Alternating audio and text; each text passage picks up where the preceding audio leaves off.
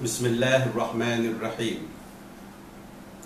Mr. Chairman, distinguished guests and speakers, ladies and gentlemen, Assalamu alaikum wa rahmatullahi wa barakatuh. Peace be upon you.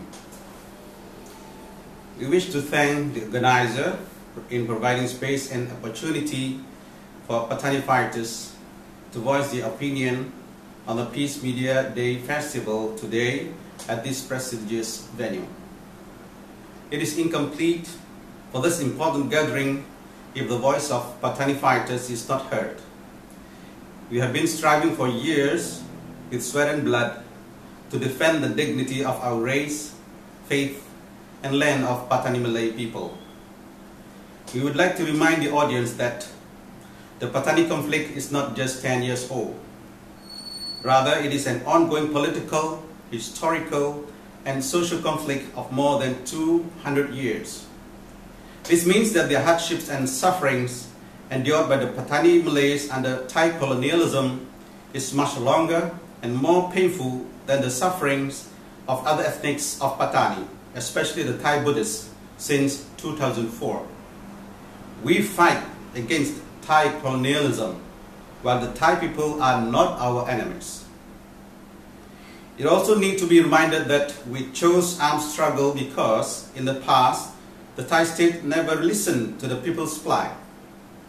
Our past leaders who fought through parliament or human rights petitions were often subjected to arrest or imprisonment.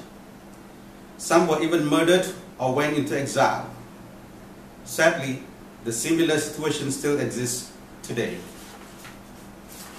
Ladies and gentlemen, the involvement of Patani fighters in peace process is not new. Prior to current Kuala Lumpur peace process, we have entered into other processes unofficially brokered by certain governments and the NGOs. However, those mentioned processes ended as soon as they started. Just to mention a few names like Geneva, Bogo, Langkawi, etc. as a reminder of any process that has not been well planned nor organized will eventually fail. The Kuala Lumpur peace process will meet the same fate if the problems and the weaknesses of the previous processes are not addressed. Previous peace processes were done in secrecy with questionable authority and representation. Both sides came to the table with different agendas. While the fighters' aim was to gauge the sincerity and the commitment of the Thai state to solve the conflict, the Thais came apart from intelligence gathering to seek ways to end violence and at the same time to find out how much control the fighters' representatives have over the militants on the ground. There was no recognition of fighters. Thus, they were still considered as terrorists. The Kuala Lumpur peace process is a little different. Whatever controversies that arose at the beginning, it was open with prior official acknowledgement by the then Prime Minister Yingluck Shinawatra, a high-level representation from the Thais, that's the Secretary General of the National Security Council, and Malaysia as the facilitator. The fighters are referred to as people who have different ideologies and opinions from the state, with Ustaz Hassan Tayyib of the BRN, Barisan Revolusi Nasional, as their representative. This is the first time a peace process for Patani is considered official and well accepted by the regional and international communities.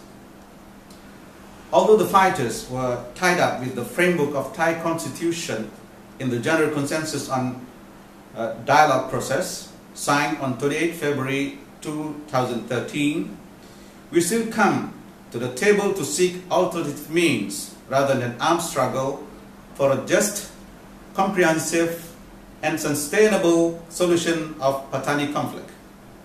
We believe that through dialogues and negotiations, violence can be reduced or even stopped entirely, which will eventually lead to the determination of the future status of Patani.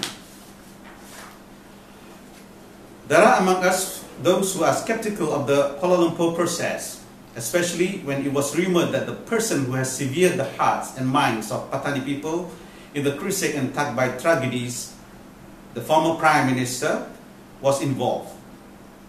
Nevertheless, we accepted the initiative because Islam has taught us to accept an offer for peace, even from an enemy. As quoted in the Holy Quran, when the enemy inclines towards peace, thou shalt accept it and rely upon Allah. He is the most hearing and knowing. From chapter Al-Anfal, verse number 61.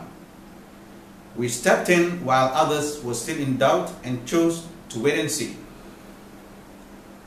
In the initial meetings of the process, the first one is on the 28th of March and the second one on the 29th of April 2013, the discussions were on basic matters pertaining to the peace dialogue. There was no negotiation nor any offer whatsoever as rumored. The early stage should be concentrated on confidence building for both sides in secrecy.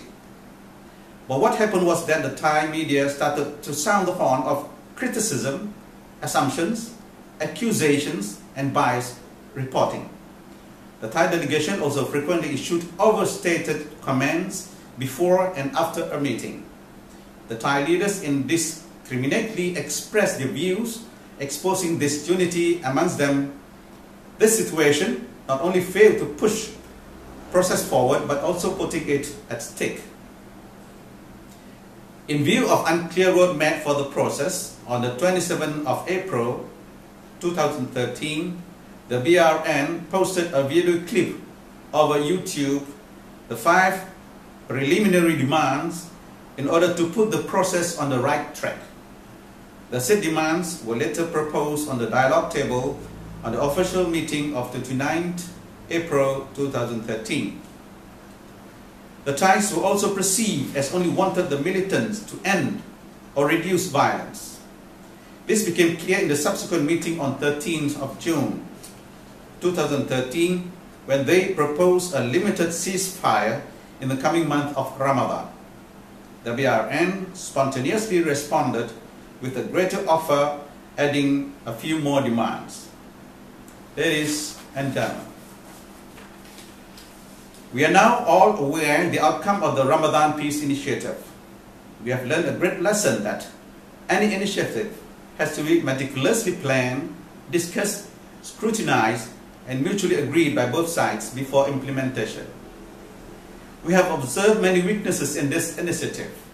It was prematurely planned in a hurry prior to the confidence-building measures. There was no mutual planning nor discussion. The announcement made by the facilitator lacked the full support of the conflicting parties regarding the terms and regulations mentioned on the 7-page Terms of Ramadan Peace Initiative 2013. There was neither official agreement nor signing pact. Thus, any party could violate the terms anytime. There was neither referee nor neutral monitoring team in the field to determine the violators. Most of all, there was no adequate information made to the public regarding the terms and regulations, protective measures, and complaints in case of violation by any party. The most distressful incidences were the extrajudicial killings of activists or those accused in the security-related cases in the first week of Ramadan. This prompted the BRN to suspend its involvement in the talks. The message from the Shura Council was declared by the members of the BRN Armed Force via the YouTube on the 6th August of 2013, stated that the failure of the Thai side to conform to the terms and regulations contained in the mentioned document for the ceasefire that they initially proposed has led to total suspension of the official talks by the BRN until the 5 preliminary demands are principally accepted and endorsed by the Thai Parliament. Towards the end of August 2013, the Thais requested detailed interpretation of 5 demands, and the BRN responded with a 38-page document through the facilitator. Again, unfortunately, the Thais took an extended time to reply, whereas the political situation in the south was unstable and the turmoil in Bangkok began to take shape. The reply letter from the head of Thai delegation, dated 25th October 2013 stated that the 5 preliminary demands are acceptable for further discussion. That reply, however, did not meet the expectation of the BRN because it did not specifically note that the 5 preliminary demands are principally accepted for further discussion, and neither was it endorsed by the Thai Parliament as proposed. We opine that if the 5 demands are not accepted principally, they could be rejected one by the Thais. The change of government could also affect the process if the demands are not endorsed as a national agenda. Ladies and gentlemen, the KL process is considered a failure and dead by many. It was based on the uncertainty of the Thai political crisis and the withdrawal of Ustaz Hassan Tayyip as the head BRN delegation, as announced via the YouTube on the 1st December 2013. But we have to remember that the process was launched officially. Thus far, there has been no official statement passed through the official channel of the withdrawal of any party from the process, be it from the BRN, the Thais, or the Malaysian facilitator. Therefore, the process is thus considered as being suspended due to unfavorable circumstances on the respective sides and will recommence when all obstacles are cleared. We, the Patani Fighters, are indeed consistently committed in this process with existing representatives. The participation of more members for inclusiveness will be upgraded from time to time, and all those representing the Patani stakeholders will be known as the Patani Malay community. We would like to see the dissemination of information, discussions, and active participation of people of all walks of life, occupations, backgrounds, races, and religions in Patani to understand and be convinced that peace is good for all. Activities of NGOs and the CSOs towards supporting the peace should neither be hindered nor subjected to harassment. We call upon Thai government to adopt true democracy in providing space and opportunity for all people of Patani to freely voice their opinions in terms of their genuine need for their own benefits in everyday life, without resorting to violence, for the right to self-determination in future, or even talking about merdeka. It is sensible for any government to face its own people with words and ideas rather than bullets and bombs.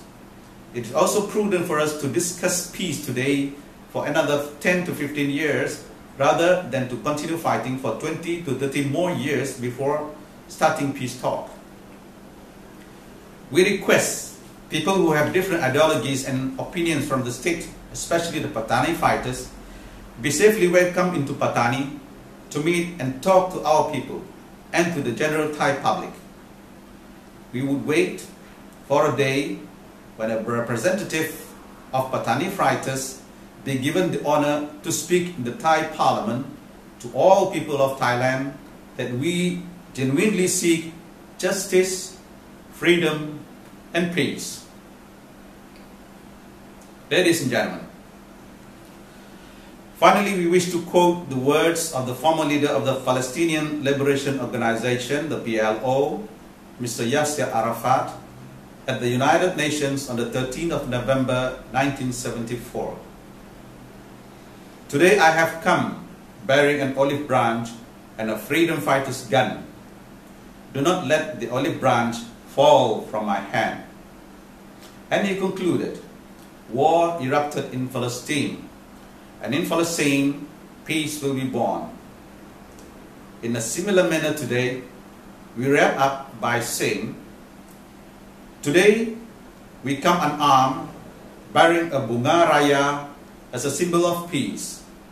War has also erupted in Patani, and in Patani, peace will be born.